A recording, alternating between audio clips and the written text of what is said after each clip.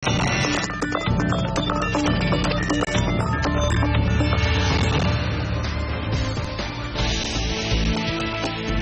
तेल में बिकवाली से ग्लोबल बाजारों पर दबाव। अमेरिकी बाजार 0.5% तक पिछले, हालांकि एसजीएस निफ्टी में 0.25% की मजबूती। जापान का बाजार निक्केई आज बंद। बैंक ऑफ बड़ौदा के नतीजे आज। मुनाफा 56% और आय 9% घटने का अनुमान। 10.5% का ग्रॉस एनपीए रहेगा तो होगा पॉजिटिव। आज ही आएंगे ग्रासिम के अच्छे नतीजे। मुनाफा 67% और आय 13% बढ़ने की उम्मीद।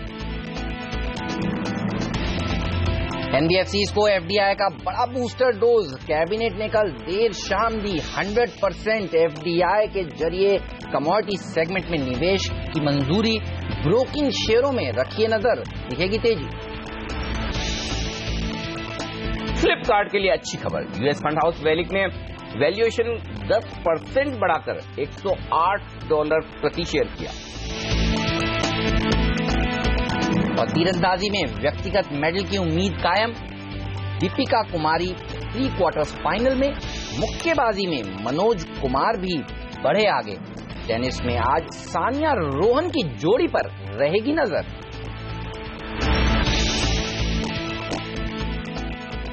दो दिनों के करेक्शन के बाद क्या निफ्टी 8,500 के अहम लेवल पर अब सपोर्ट लेगा, रिकवरी होगी, या फिर अगर मजबूत शुरुआत हो जाए तो फिर से करें बिकवाली? क्या हो आपकी रणनीति?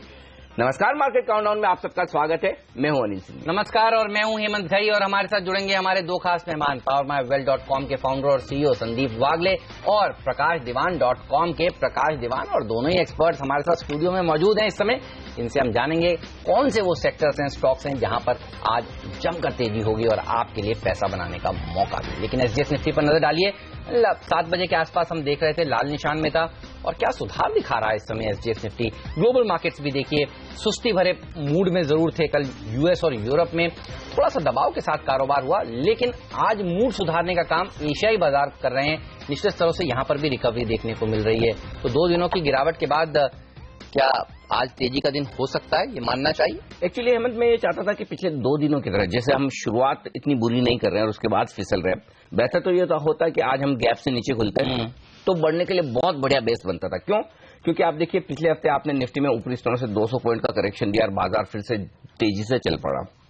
अगर आज हम और कमजोर हो जाते 25-30 पॉइंट तो 8,723 से हम 200 पॉइंट का करेक्शन दे देते, और सबसे बढ़िया लेवल जहां से बाजार को रिकवर अगर करना है तो वो 8,500 है। 8,500 हमने बड़ी मुश्किल से पार किया था तब, तो वो एक अच्छा सपोर्ट हो जाता है। दूसरा, 8,500 पर हाईएस्ट ओपन इंटरेस्ट है पुट में 44 लाख शेयरों का, तो वो बड़ा सपोर्ट बनता है, और तब आपको पुट कॉल रेशियो भी काफी नीचे आया हुआ नजर आता। तो ये 3 फैक्टर बाजार को वहां से उछाल दे सकते थे। तो अभी भी काफी वक्त है, मैं चाहता हूं कि थोड़ा 15-20 पॉइंट नीचे खुल जाए। 8,525, 8,550 की रेंज में खुले निफ्टी तो बहुत ही अच्छा होगा।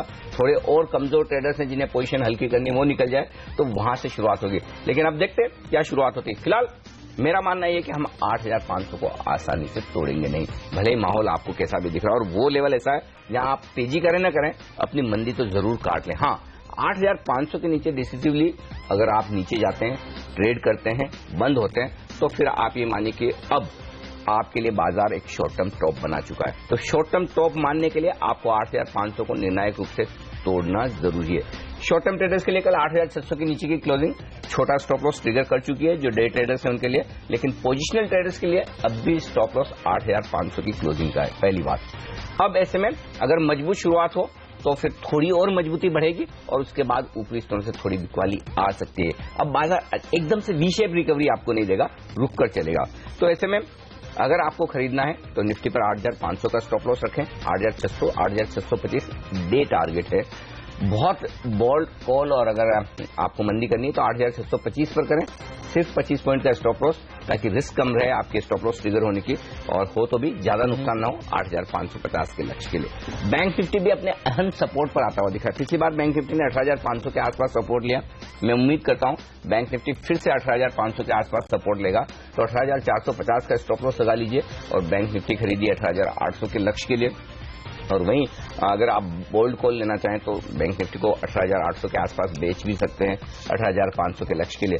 तो देखना है शुरुआत होने के बाद बाजार किस तरफ डायरेक्शन लेते हैं। अगर मजबूत शुरुआत हुई तो और बढ़ेंगे, कमजोर शुरुआत हुई तो थोड़ा और गिरेंगे, लेकिन उसके बाद आपको एक कॉन्ट्रा कॉल लेना होगा। चलिए, तो मजबूत शुरुआत हुई तो और बढ़ेंगे आप कह रहे हैं। शुरुआत तो इस समय थोड़ी मजबूती वाली दिख रही है। 16 पॉइंट ऊपर है एसजीएक्स निफ्टी। 2 दिनों की गिरावट के बाद 8,600 के ऊपर एसजीएक्स निफ्टी तो देखिए निकल पड़ा है। देखना होगा आज भारतीय बाजारों में फिर किस तरह का एक्शन देखने को मिलेगा। लेकिन पूछते हैं एक और एक्सपर्ट से। वागले साहब हमारे साथ जुड़ चुके हैं। Sir good morning. उछाल होगी तो बिकवाली करेंगे खरीदारी? Good morning Hemant, good morning Anil ji. Good morning sir. उछाल होंगी तो मैं बिकवाली करूंगा फॉर अ चेंज। जिस तरह से कल के आवरली, परसों के आवरली लोज ब्रेक हुए हैं, मुझे नहीं लगता है इतने जल्दी वन वे ऊपर जाएगा। लेकिन अनिल जी के साथ मैं बिल्कुल सहमत हूं। 8500 ये बहुत ज्यादा स्ट्रांग सपोर्ट है, तो मुझे वो टूटते हुए नहीं लगता है। तो मैं एक 10-20 पॉइंट ऊपर विद स्टॉप लॉस ऑफ 8670, एक 40-50 पॉइंट का रिस्क लीजिए। ये फ्यूचर्स के लेवल है और ये स्टॉप लॉस होगा 8670 और मेरा टारगेट होगा 8500। और बैंक निफ्टी में मुझे लगता है 18,550 का लेवल हमको देखने को मिलेगा। ओके, तो ये रहा है बैंक निफ्टी। और निफ्टी पर संदीप वागले साहब की उछाल हो तो बिकवाली करें। थोड़ा सा बाजार कल की करेक्शन के बाद ढीला हुआ है, लेकिन खरीदारी या बिकवाली करने के लिए आज से प्रकाश एक कोई ऐसा स्टॉक जो आज आपने चुना हो?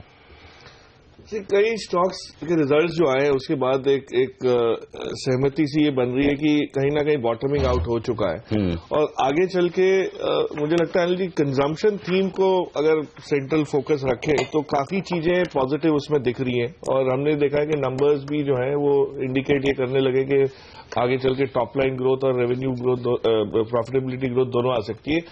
एक कंपनी मैंने चुनी है एजुकेशन स्पेस से, बड़ी यूनिकली पोजीशन, काफी पुरानी कंपनी है, नवनीत एजुकेशन करके। अब नवनीत में क्या खासियत है जो एकदम से ये भूला बिसरा स्टॉक याद आ गया? तो रीजन ये है कि आप पिछले क्वार्टर के जो नंबर्स देखें तो उसमें बहुत क्वार्टर्स बाद 2-3 चीजों का चेंज आया है। एक चीज तो ये कि हमेशा ये बोलते आए कि हमारा महाराष्ट्र और गुजरात में जो लीडरशिप स्टेटस है उससे हम लोग बहुत कुछ कर सकते हैं, प्रॉफिटेबल बन सकते हैं, पर अभी तक होता नहीं था। तो इस स्टॉक ने काफी लोगों को मायूस किया है। पहले बहुत दिनों बाद चलना शुरू हुआ है। 70 से 100 की इसने रफ्तार ठीक ठाक समय में बनाई है, लेकिन अब जो स्ट्रेंथ इसकी दिख रही है वो ये है कि पैटर्न चेंज हो गया। इसके पहले सेल्स जून एंड क्वार्टर में बहुत अच्छे हुआ करते थे क्योंकि ये स्कूल से रिलेटेड थे। अब इनकी वर्कबुक्स और ये सब जो बिकती है ये स्कूल खुलने के बाद बिकती है, तो ये अब जुलाई, अगस्त, सितंबर वाले क्वार्टर में आएंगे, which is the current quarter. तो जो नंबर्स हमने पहले देखे उससे थोड़ा इंप्रूवमेंट आएगा। इन्होंने जो वसई में अपना बहुत बड़ा प्लांट डाला है, प्रोडक्शन यूनिट डाला है जो साउथ को पर्टिकुलरली केटर करता है, उसका एक बहुत क्लियर इंडिकेशन है कि आंध्र जैसी स्टेट्स में भी अब अच्छा इनरोड्स बना रहे हैं सीबीएसई करिकुलम साइड में। स्टेशनरी चलने लगी है, वर्कबुक्स चलने लगी है, ई लर्निंग जो है वो अब कंट्रीब्यूट करने लगा, जिसमें सिक्वोया कैपिटल और सबका काफी पैसा भी लगा हुआ है। तो मुझे लगता है कि ये कंजम्पशन थीम जो है ये जब किक ऑफ होगा और ड्रॉट के बाद जो महाराष्ट्र में वापस एक अपटिक आएगा, तो स्कूलों के ऊपर जो खर्चा, लोग स्कूल फीस के बाद सबसे ज्यादा खर्चा बुक्स पे करते हैं बच्चों की, तो ये जो है इसको बहुत अच्छा खासा ट्रैक्शन दिख सकता है जो 2 साल तक नहीं दिखा है। तो मुझे लगता है लॉन्ग टर्म बेसिस पे अच्छा है, फाइनेंशियल्स ठीक ठाक है, ग्रुप बहुत स्ट्रांग है और लीडरशिप पोजीशन है, तो इसको लिया जा सकता है विद 1 ईयर पर्सपेक्टिव जिसमें 30-33% अपसाइड आपको मिल सकती है। चलिए 30 से 33% के रिटर्न्स एक साल में देखने को मिल सकते हैं। नवनीत एजुकेशन ये वो स्टॉक है।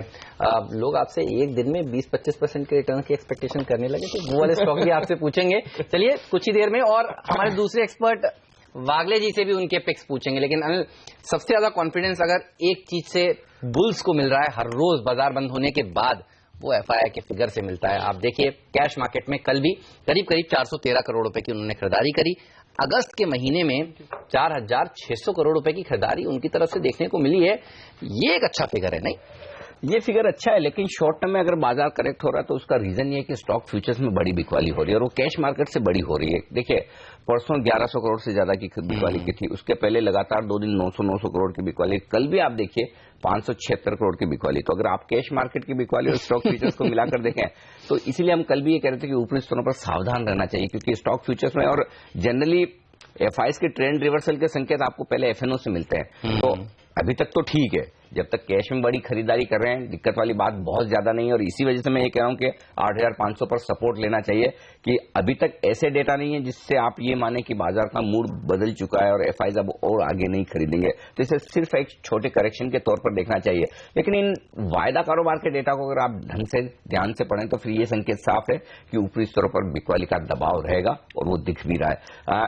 अच्छी बात यह कि इंडेक्स फ्यूचर्स की बिकवाली थम गई है एफआईज की तरफ से, तो एक संकेत आपको यह पढ़ना चाहिए कि इन लेवल्स पर एफआईज अपने इंडेक्स नहीं बेचना चाहता, यानी कि इसका मतलब यह कि ब्रॉडर मार्केट को लेकर वो बहुत ज्यादा बेरिश नहीं है, मंदी के मूड में नहीं। लेकिन जहां स्टॉक्स स्पेसिफिक उन्हें लगता है कि प्रॉफिट बुकिंग करनी चाहिए या नतीजे खराब है, जहां उनकी होल्डिंग ज्यादा है, वहां तो वो बेच रहे हैं, वहां बेचने में कहीं कोई कमी नहीं है। एक अच्छा संकेत और है कल के डेटा में, और वो ये कि ऑप्शंस में खरीदारी का आंकड़ा थोड़ा छोटा होता दिखा है 362 करोड़ का। तो जो हेजिंग के लिहाज से बड़े पुट ऑप्शन खरीदने का मूड एफआईज का था वो थोड़ा कम होता हुआ दिखा है। इनफैक्ट थोड़े कॉल ऑप्शंस में एक्शन होते हुए बढ़ते हुए नजर आए एफआईज की तरफ से। तो मैं कहूंगा इसीलिए मैंने डेटा को न पॉजिटिव लिया न नेगेटिव लिया, न्यूट्रल साइड पर लिया एफआईज के डेटा को।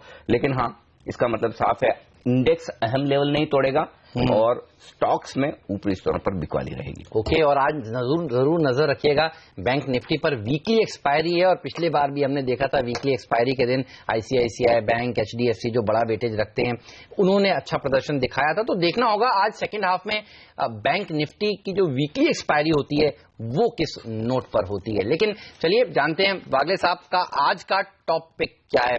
प्रकाश दीवान जी ने तो कहा कि नवनीत एजुकेशन उनको पसंद है। सर, आपको क्या पसंद है? मेरा एक बैंकिंग स्टॉक है हेमंत, मुझे लगता है थोड़ी सी सेलिंग आनी चाहिए फॉर द डे या for the next couple of days, जिसमें मैं बेच के जाना चाहूंगा वो है ओरिएंट बैंक। ये इसको मैं 117 के स्टॉप लॉस से बेचूंगा फॉर अ टारगेट ऑफ 108।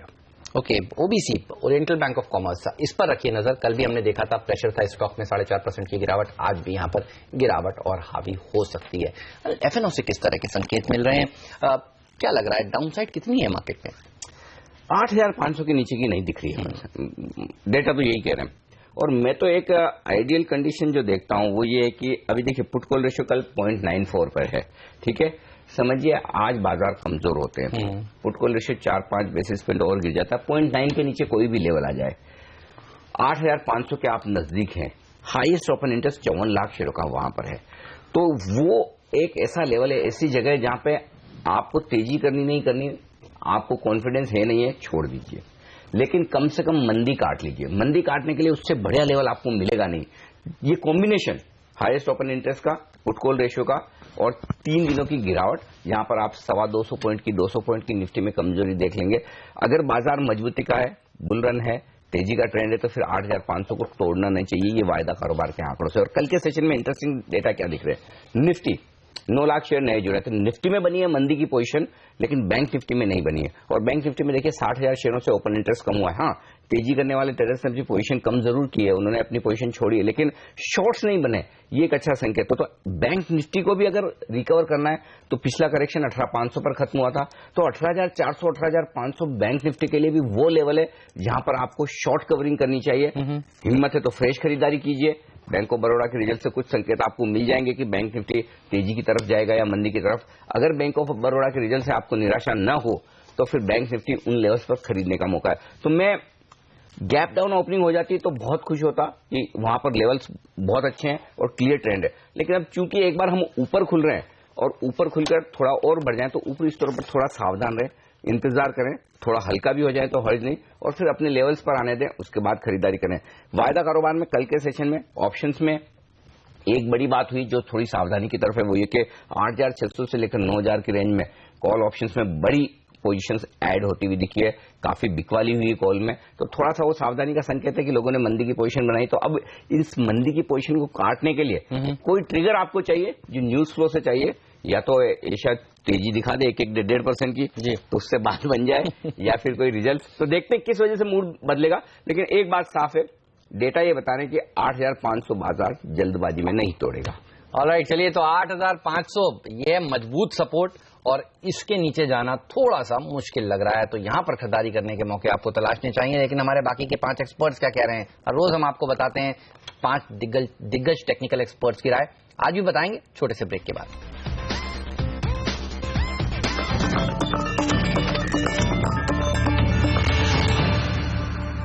स्वागत है आप सभी का CNBC आवाज पर। आप देख रहे हैं मार्केट काउंटडाउन, वक्त है बताने का कि 5 टेक्निकल एक्सपर्ट्स की क्या राय है निफ्टी पर आज, और राय आपकी स्क्रीन पर। मानस जायसवाल की राय सबसे पहले देखिए, बिकवाली की निकल कर आ रही है, 8500 का टारगेट है, 8610 का स्टॉप लॉस भी रखें। बिकवाली करेंगे मानव चोपड़ा भी 8640 के स्टॉप लॉस के साथ 8450 तक फिक्स लेगा। लीजिए, अनिल हैट्रिक हो गई। तीसरे एक्सपर्ट भी कह रहे हैं बेचकर ही चलना चाहिए। जी हाँ, किरण यादव प्रिसीजन इन्वेस्टमेंट के, वो कह रहे हैं कि आज का जो टारगेट है वो 8520 का है, 8500 भी जा सकता है, और आप भी कह रहे थे 8500 के नीचे जाना काफी मुश्किल है, और कोई तो खरीदेगा भी, तभी बिकवाली हो पाएगी। और वो खरीदने की राय है कृणाल दायमा की। थोड़ा स्टेप कैपिटल के एमडी कह रहे हैं कि 8500 के थोड़ा नीचे 8480 पर लगाइए स्टॉप लॉस, खरीदिए, फिर से 8700 आएगा। लेकिन इनका साथ नहीं दे रहे हैं दूसरे एक्सपर्ट। सुमित जैन की राय देखिए आप अपनी स्क्रीन पर, वो कह रहे हैं कि बेचकर ही चलना चाहिए आज के दिन। तो वो भी देखिए 8525 का टारगेट दे रहे हैं, 8500 के नीचे का टारगेट दरअसल आज दे नहीं रहे हैं हमारे एक्सपर्ट, और ये एक अच्छी बात भी है। 8630 के स्टॉप लॉस के साथ यहाँ पर आज आपको शॉर्ट पोजीशंस बनानी चाहिए। तो 5 एक्सपर्ट्स की राय देखिए आपकी स्क्रीन पर, और 5 में से ज्यादातर एक्सपर्ट आज बेरिश हैं। एक ही है एक्सपर्ट जो खरीदारी करने की राय दे रहे हैं, और वो है कृणाल दायमा।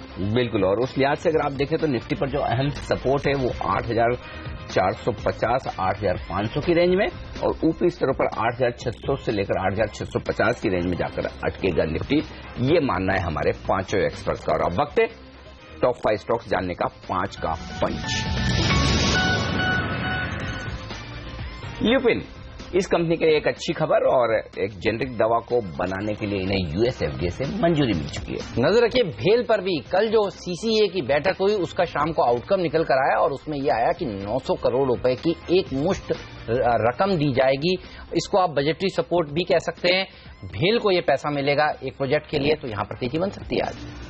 एनबीएफसीज और ब्रोकिंग कंपनियों पर रखिए नजर। यहां पर कल कैबिनेट की बैठक में एक बड़ा फैसला लिया गया, और वो ये कि ऑटोमेटिक रूट के जरिए 100% विदेशी निवेश यानी कि एफडीआई इन कंपनियों में आ सकेगा। तो Edelweiss, JM financial, Motilal Oswal और इस तरह की कई और दूसरी एनबीएफसी कंपनियां, इनके लिए एक अच्छी खबर।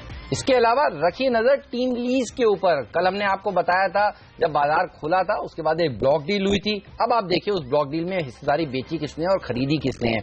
इंडिया एडवांटेज फंड जो काफी पुराना निवेशक था इस कंपनी में, उसने 5% से ज्यादा हिस्सेदारी बेची है, लेकिन एचडीएफसी म्यूचुअल फंड ने करीब 2.25% हिस्सेदारी खरीदी है, मॉर्गन स्टैनली ने करीब 1.5% हिस्सेदारी खरीदी है। तो बड़े फंड्स का नाम आया है, तो आज स्टॉक में अच्छी तेजी बन सकती है।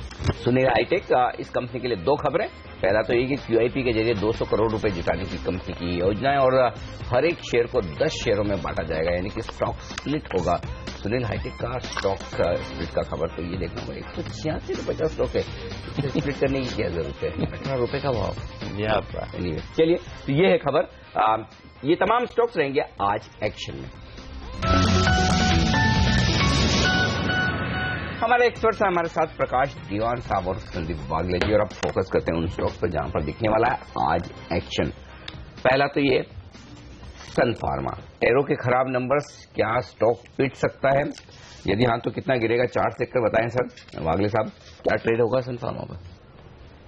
लुपिन जिस तरह से गिरा है पिछले 3 दिनों में, सन फार्मा भी जाएगा, बट सन फार्मा और लुपिन में सन फार्मा थोड़ा पॉजिटिव लगता है। आज तो एक्चुअली है ना, लुपिन के लिए अच्छी खबर आ रही। तो मैं तो ये पूछने वाला था, अगला सवाल यही था कि लुपिन को एक दवा के लिए यूएस एफडीए की मंजूरी मिली, हालांकि मिलती है कई सारी दवाओं के लिए, तो पेयर ट्रेड हो सकता है क्या? कोई सोच सकता है, क्योंकि लुपिन ऑलरेडी गिर चुका है। आज ओपनिंग मुझे पता नहीं, लेकिन 1500 एक बार टेस्ट करेगा। आई थिंक 1540 का 45 का बंद है, तो जल्दी में मैं नहीं रहूंगा लेने के लिए। पैटर्न खराब है। सन फार्मा लुपिन से वैसे इतना वीक नहीं है, बट थोड़ा सा with this news I think 800 Lupin खरीदने, सन बेचे नहीं। आज के लिए अगर आप बोलेंगे तो लुपिन ऊपर जा सकता है, बट ओवरऑल पैटर्न लुपिन का वीक है। सही बात है, उछाल में बिकवाली करेंगे। हाँ ठीक है, तो आज बढ़ सकता है जरूर, ठीक बात है। 8% गिरने के बाद थोड़ा सा अगर पॉजिटिव खबर आए तो उछल सकता है, लेकिन सन फार्मा में ज्यादा कमजोरी देखने को मिल सकती है। इजराइल की इसकी सब्सिडी है टैरो, जिसके नतीजे आए हैं और नतीजे अच्छे नहीं दिख रहे हैं। ध्यान रखिएगा, सन फार्मा के नतीजे कल आने वाले हैं, तो देखना होगा, क्योंकि वो जो नतीजे हैं वो इसमें क्लब होते हैं। अब सन फार्मा के नतीजे किस तरह के आते हैं। लेकिन आज लोग हेमंत के सब लोग वापस से एक्सेल शीट बनाने बैठेंगे कि ये टेरो के रिजल्ट्स को एडजस्ट करके सन फार्मा के टारगेट्स नीचे करो, पोल फिर से बदलेंगे, ऐसा कुछ हो सकता है। चलिए, तो बिल्कुल हो सकता है। आज तो सन फार्मा के ऊपर रहेगी नजर, आज भी और कल भी। कल जब नतीजे आएंगे तो देखना होगा वो कैसे आते हैं। लेकिन इंडिया बुल्स रियल एस्टेट, ये वो ऐसा स्टॉक है जो काफी कंट्रोवर्सीज में था आयकर विभाग के छापों के चलते, और अब आप देखिए इसके जो नतीजे आए हैं वो अच्छे देखने को मिल रहे हैं। मुनाफा 29% बढ़ा है, ऑपरेटिंग मार्जिन 34% से थोड़े से बढ़कर 34.3% पे हो गए हैं, रेवेन्यूज में 6% का इजाफा, एबिटा 8.5% बढ़ा है। अच्छे नतीजे हैं इंडिया बुल्स रियल एस्टेट के। सर कैसे लगे आपको ये नंबर्स, और इंडिया बुल्स रियल एस्टेट पर क्या कॉल है आपका? नहीं, नंबर्स तो अच्छे हैं और काफी समय से अच्छे नंबर्स ला रहे हैं ये लोग। तो चिंता की यही बात है कि इतना स्ट्रांग ट्रेंड ये कैसे सस्टेन हो सकता है, और खास करके इस सारे क्षेत्र में एक रैशनलाइजेशन आने की जरूरत ज्यादा सी अब महसूस हो रही है। तो मुझे लगता है टॉपिंग आउट होगा तो इन सब सेक्टर से पहले होगा। तो इस लेवल पे अब निवेश करना थोड़ा लेट सा हो गया। यहाँ कोई करेक्शन आया तो इसको रीइवैल्यूएट कर सकते हैं। और हाउसिंग फाइनेंस का जो एक अलग वो इशू रहता है, सेक्टर प्रॉमिसिंग अभी भी दिख रहा है और आगे चल के भी दिख सकता है, तो उसको इवैल्यूएट कर सकते हैं अलग से। इंडिया बुल्स हाउसिंग फाइनेंस आपको ज्यादा बेटर लगता है अगर इसी ग्रुप के साथ इसी में अगर रहना है, कोई ग्रुप एक्सपोजर आपको लेना ही है तो वो ज्यादा बेहतर है, क्योंकि रियल एस्टेट में अभी भी जो रीट्स का आजकल में मेरे ख्याल से ऐलान आना चाहिए। सेबी ने 8 तारीख तक का टाइम दिया था पब्लिक ओपिनियन के लिए। तो हम देख रहे हैं कि जैसे डीएलएफ है, इंडिया बुल्स है, जिनके पास लीज्ड आउट प्रॉपर्टीज है अच्छी खासी और आगे चल के भी बना सकते हैं, वहां पे एक रुझान पॉजिटिव जरूर है। लेकिन ये टॉपिंग आउट वाला माहौल इसमें है वैल्यूएशन के तौर पे, तो मेरे हिसाब से थोड़े समय के लिए अवॉइड कर लेना चाहिए। ओके, थोड़े समय के लिए दूर है, लेकिन देखना होगा आईबुल रियल आज किस तरह का एक्शन दिखाता है बैन में। और उस लिहाज से एक बड़ी इंटरेस्टिंग बात हो सकती है हेमंत, जनरली बैन से बाहर स्टॉक कब निकलते हैं, या तो एक्सपायरी के नजदीक, एक्सपायरी के दिन, या फिर उस स्टॉक में रिजल्ट आ जाए या बड़ी खबर आ जाए। तो अब इस रिजल्ट के बाद एक शॉर्ट कवरिंग वाला मामला तो बनता है। एग्जैक्टली भाई, मैं कहता बैन में है तो फिर आज तो शॉर्ट कवरिंग होनी चाहिए आईबुल रियल में। और अगर बाजार का मूड थोड़ा भी अच्छा हो गया तो high beta stock short covering का बेहतरीन कैंडिडेट्स बैन में, तो फिर बैन बाहर निकलने का एक प्रयास आज आईबुल रियल में हो सकता है। हमारे वायदा कारोबार के एक्सपर्ट भी जुड़ेंगे थोड़ी देर में, उनसे भी पूछेंगे हम कि क्या फिर आईबुल रियल में खरीदारी का मौका बनेगा। अल्टामाउंट कैपिटल के कृष्ण सुब्रमण्यम हमारे साथ जुड़ेंगे। नीरज की टीम में भी था ये स्टॉक आज। ओके, तो काफी सारे फैक्टर्स इंटरेस्टिंग। तो चलिए सुब्रमण्यम साहब से लेंगे राय इस स्टॉक पर छोटे से ब्रेक के बाद।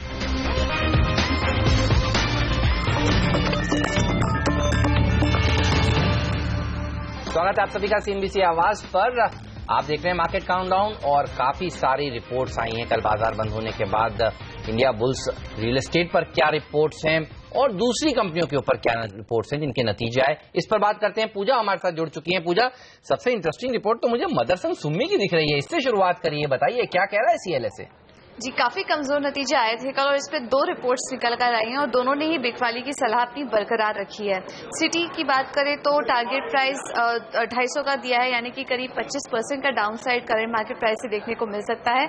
और सीएलएसए की भी रिपोर्ट आई है, FY17 रेटिंग के लिए ईपीएस एस्टीमेट में कटौती की है, अपनी सेल की जो रेटिंग थी वो बरकरार रखी है यहाँ पर, और 255 का लक्ष्य दिया है। ओके, तो ये रिपोर्ट मदरसन सुमी पर सबसे खतरनाक रिपोर्ट कही जा सकती है। 255 रुपए का टारगेट, तो इसी पर एक राय ले ली जाए। चार्ट्स पर आ जाएगा सर क्या 255? अच्छा, आ जाएगा तो कब तक आएगा?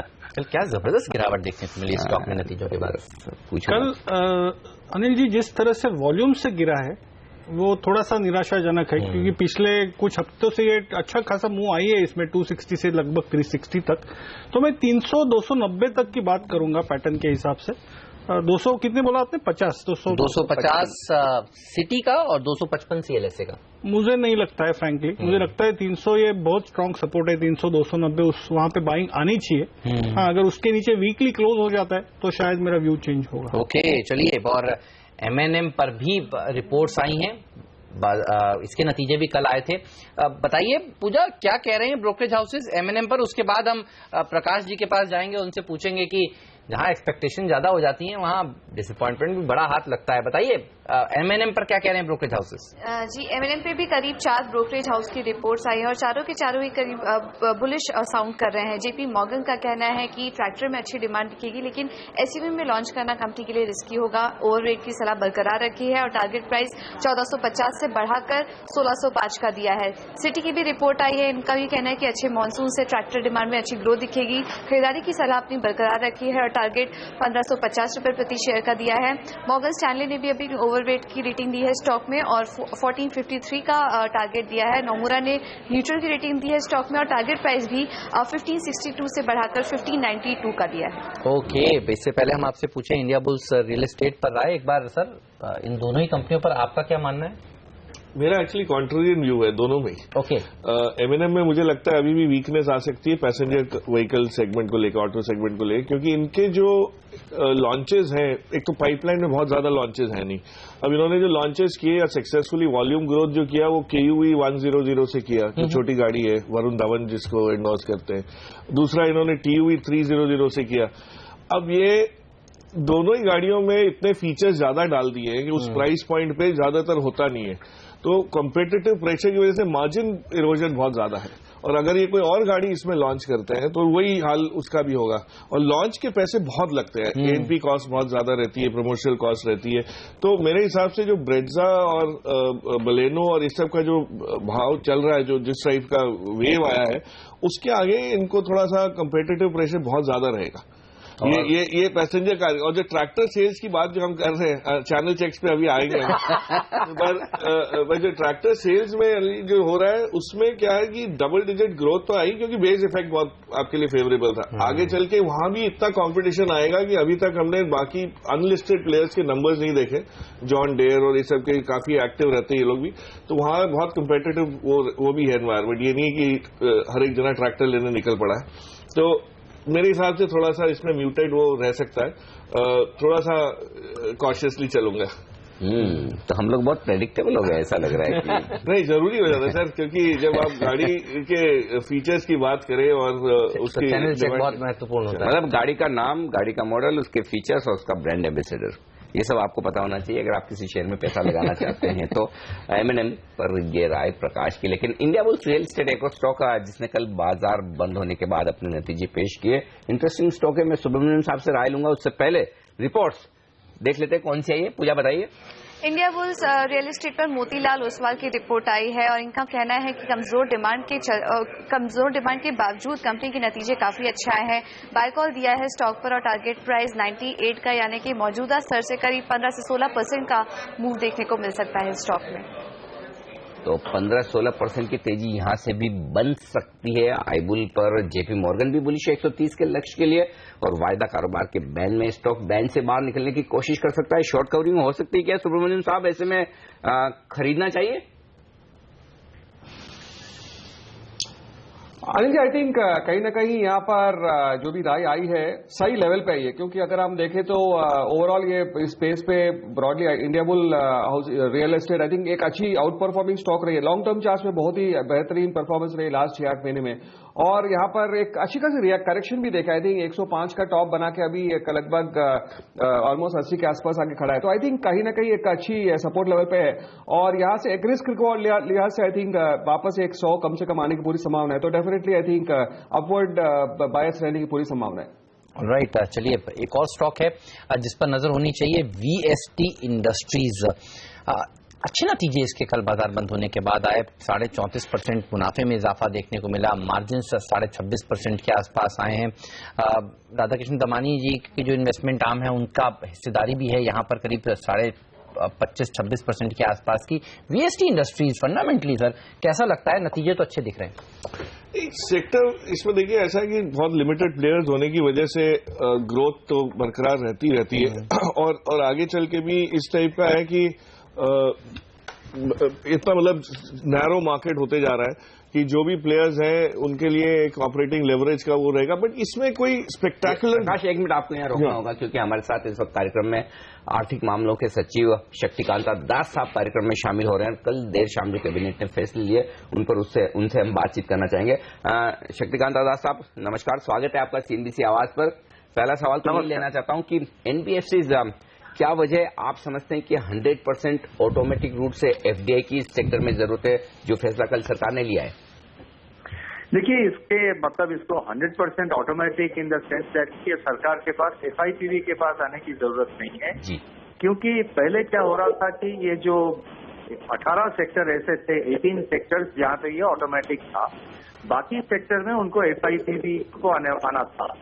और बाद में हमने जब एनालाइज किया तो हमने देखा कि कई सारे सेक्टर से कई सारे इन्वेस्टमेंट प्रपोजल थे जो कि एफआईपीवी को आते हैं, फिर एफआईपीवी क्लियरेंस के बाद या उससे पहले उनको रेगुलेटर के पास जाना पड़ता है। मतलब एक तो क्लियरेंस उनको सेबी से लेना पड़ता है, मान लीजिए उदाहरण के तौर पर सेबी से क्लियरेंस लेना पड़ता है और एक एफआईपीवी, दोनों क्लियरेंस उनको जरूरत है। तो जहाँ पे रेगुलेटर है और रेगुलेटर का गाइडलाइन है और रेगुलेटर सारे चीज वेरीफाई कर रहे हैं, सरकार का ये मानना है, गवर्नमेंट का ये मानना है कि उसमें दो क्लियरेंसेस की जरूरत नहीं है।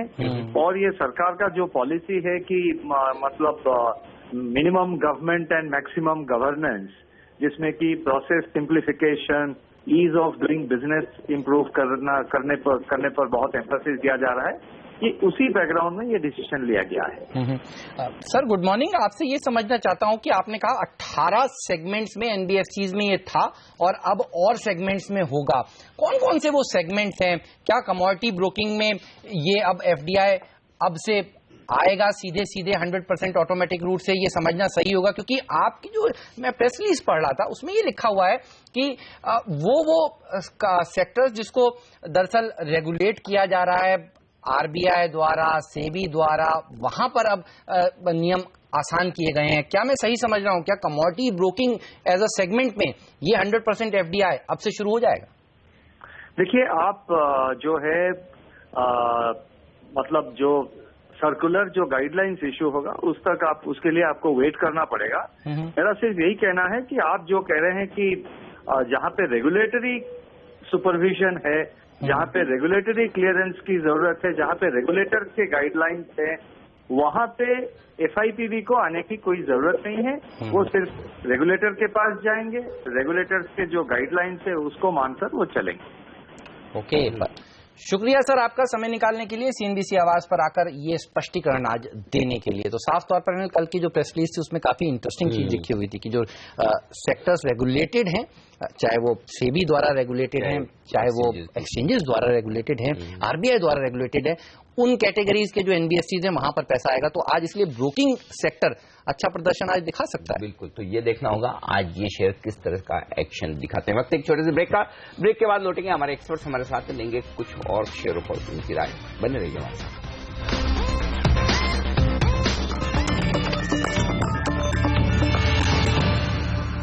हमारे एक्सपर्ट्स हमारे साथ है संदीप वागले साहब, प्रकाश दीवान, सुब्रमण्यम। अब फोकस करते हैं कुछ स्टॉक्स पर जहां पर एक्शन हो सकता है। Yes Bank, dream run. Prakash, break लगेगा क्या अब? क्योंकि खबर आज बड़ी इंटरेस्टिंग है। $1 बिलियन की शेयर सेल लगाने वाले हैं। इतना बेचेंगे तो जाहिर सी बात है कि एब्जॉर्ब करना मुश्किल। और स्टॉक का रन देखिए, थोड़ा लंबा चार्ट दिखाइए। 6 महीने 12 महीने का, तो आपको पता चलेगा कि निफ्टी के स्टॉक भी इतने भागते हैं। 6 महीना 75%। कौन बोलता है कि निफ्टी में पैसे नहीं, निफ्टी के स्टॉक्स नहीं भागते? देखिए 75%। तो अब क्या करना चाहिए जिनके पास यस बैंक है? एक बार मुनाफा वसूल कर लें, क्योंकि एक तो बड़ा माल इन्हें बेचना है, दूसरा है कि कुछ प्रमोटर्स भी थोड़ी अपनी हिस्सेदारी शायद कम कर सकते हैं। तो ये दोनों चीजें हैं। हालांकि 2 से 4 हफ्तों का वक्त है, तो क्या राय रखते हैं? डाइल्यूशन डेफिनेटली होगा तो इम्पैक्ट पड़ता ही है। कोई भी खास करके इस प्रोपोर्शन का रहेगा, इस मात्रा में रहेगा तो। और इसमें लेकिन इंटरेस्टिंग चीज ये है कि इस शेयर के जो जिस टाइप की ग्रोथ देखी है, उस ग्रोथ को कंटिन्यू करने के लिए कैपिटल तो रेज करना ही पड़ेगा। तो ये नहीं है कि ये लोग कोई टाइम से एग्जिट करने की कोशिश कर रहे हैं, ऐसा कुछ है। ये उल्टा उसको ये जस्टिफाई करेंगे कि ग्रोथ को प्रोपेल करने के लिए, आगे बढ़ाने के लिए हमको इक्विटी रेज करना पड़ेगा। सो मार्केट की प्रतिक्रिया हो सकता है थोड़ी सी न्यूट्रल रहे इस पे, जितनी नेगेटिव हम सोच रहे हैं उतनी ना भी आए। बट प्रॉफिट अगर किसी के पास है 700-800 से कई लोगों ने लिया हुआ है और 50% ऑलमोस्ट 80% तक आप बना चुके हो, तो डेफिनेटली एक बार तो मुनाफा वसूली करनी चाहिए। और बैंकों में मेरा ओवरऑल व्यू ये है कि राजन साहब के जाने के बाद क्या होगा, ये अभी भी एक बहुत बड़ा क्वेश्चन मार्क है। ऑफ कोर्स कोई ना कोई अच्छा आदमी आएगा, अच्छा गवर्नर आएगा, तो उम्मीद है कि कंटिन्यूटी रहेगी। बट कहीं ना कहीं इस एनवायरमेंट में कुछ थोड़ा सा एक शेकअप हो सकता है। तो बैंकों से थोड़ा सा ऐसे ही मैं परहेज कर रहा हूँ till the September end numbers are out. चलिए, तो बैंक सेक्टर से थोड़ा सा दूर रहने की राय हमारे एक्सपर्ट की तरफ से निकल कर आ रही है। एक और एक्सपर्ट को जोड़ते हैं, संदीप वागले जी, प्रकाश दीवान जी और सुब्रमण्यम साहब तो हमारे साथ थे ही। अब रजत बोस भी हमारे साथ जुड़ चुके हैं कोलकाता से। हाय रजत, गुड मॉर्निंग। बताइए निफ्टी पर क्या कॉल है आपका? आज अगर थोड़ी सी मजबूती के साथ खुलता है तो कैसे अप्रोच करेंगे इसे? देखिए, मजबूती के साथ खुलने के बाद में मैं जो सोचता हूं कि अगर 8,625 के ऊपर सस्टेन कर पाए तब फिर सोचेंगे कि कुछ ऊपर की तरफ मूवमेंट होगा, और 8,660 क्रॉस करना बहुत जरूरी है। अगर 8,660 नहीं क्रॉस करता है तो 8,625 से 8,660 के बीच में आप बिकवाली कीजिए, फिर नीचे की तरफ आएगा ऐसा ही उम्मीद करके, क्योंकि अभी चार्ट पैटर्न कल तक जो है वो देखते हुए ये समझ में आ रहा है कि हाँ सर, आपकी आवाज आ रही है, फीडबैक आ रहा है, जो कि मेरा कॉन्सेंट्रेशन। चलिए तो एक काम करते हैं, उसको दुरुस्त करते हैं और वापस आपके पास आते हैं और आपके टॉप पिक्स भी जानेंगे हम। लेकिन वागले साहब के बाकी के टॉप पिक्स जानते हैं। बैंक्स पर वो बेरिश हैं, ओरिएंटल बैंक ऑफ कॉमर्स में उन्होंने बिकवाली करने की राय दी थी। और कौन से स्टॉक्स हैं जो आपको पसंद या नापसंद है आज? हेमंत, एक सेल है मैक्लोइड रसेल में, जो मैं 185 के स्टॉप लॉस से बेचूंगा फॉर अ टारगेट ऑफ 173। ये इंट्राडे कॉल है, 1 या 2 दिन के लिए। ऑयल में मुझे मोमेंटम इंडिकेटर्स वीक दिखते हैं, जिसमें मैं बिकवाली की सलाह दूंगा। 369 का स्टॉप लॉस, 351 का टारगेट। और एक मिड कैप या स्मॉल कैप है जिसमें मैं बाय करूंगा ये मार्केट में भी, AIA इंजीनियरिंग। आई थिंक मैंने ये पहले भी 2 या 3 महीने कहा था और ये साइडवेज चला है और अभी वापस एक फ्रेश ब्रेकआउट इसमें देखने को मिला है। ट्रेडिंग मेरा टारगेट होगा, एक 8-10 दिन का व्यू है। स्टॉप लॉस होगा 1074, टारगेट होगा 1166। ओके, तो कैश मार्केट का स्टॉक खरीदना तो AIA इंजीनियरिंग और अदरवाइज मैक्लोइड OBC जैसे शेयर आप कर सकते हैं शॉर्ट। ये राय है वागले साहब की। लेकिन क्रिस सुब्रमण्यम के पास भी कुछ स्टॉक्स हैं शॉर्ट साइड पर भी और तेजी की तरफ भी, और वैसे ही रजत बोस के पास भी। उनकी बेहतरीन पिक्स लेंगे एक छोटे से ब्रेक के बाद।